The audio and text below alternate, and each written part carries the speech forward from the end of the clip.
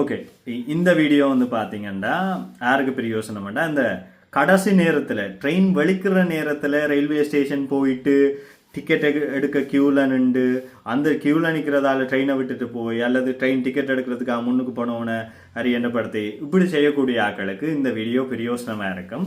என்ன விஷயம்னா நாங்கள் எல்லாருமே நினச்சி கொண்டிருக்கிறோம் ட்ரெயினில் வந்து டிக்கெட் வந்து ரிசர்வ் பண்ணி தான் போகலாம், உடனே போய் அங்கே ஸ்டேஷனில் எடுக்கக்கூடிய டிக்கெட்ஸை வந்து ஆன்லைனில் எடுக்கவே இயலாதுன்னு நினச்சிக்கொண்டிருக்கிறோம்.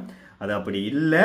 நாங்கள் எல்லாருமே வந்து இப்போ உதாரணமாக நாங்கள் இப்போ அது பம்பலப்பட்டியில் இருந்து வெள்ளவத்தை போகிறதுக்காக இருந்தாலும் சரி அல்லது கொழும்புல இருந்து யாழ்ப்பாணம் போகிறதுக்காக இருந்தாலும் சரி, இந்த செகண்ட் கிளாஸ் தேர்ட் கிளாஸ் டிக்கெட்டுகள் இருக்குது தானே, இந்த செகண்ட் கிளாஸ் தேர்ட் கிளாஸ் டிக்கெட்டுகளை கூட நாங்கள் ஆன்லைனில் எடுத்துக்கொள்ளலாம். இப்போ உதாரணமாக நீங்கள் எப்படியுமே நாங்கள் டைமுக்கு வலிக்கிட்டாலும் ஒரு 5-6 இருக்கும் சரியானே, 6:30 ட்ரெயினுக்கு 6:30 போகக்கூடிய மாதிரி தான் வந்து ஆட்டோவில் ஏறுவாங்க. அப்போ அந்த ஆட்டோவில் ஏறி நீங்கள் போய்க்கணும் ரயில்வே ஸ்டேஷனுக்கு போகக்கூடிய டைமுக்குள்ளேயே நீங்கள் ஆன்லைனில் டிக்கெட்ஸை புக் பண்ணிக்கொள்ளலாம்.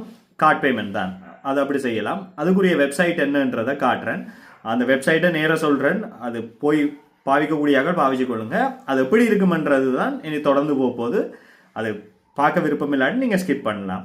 pravesa.lk தான் அந்த வெப்சைட்டின் பேர், அது நான் உங்களுக்கு காட்டுறேன். ஓகே, இதான் அந்த pravesa.lkன்ற வெப்சைட்.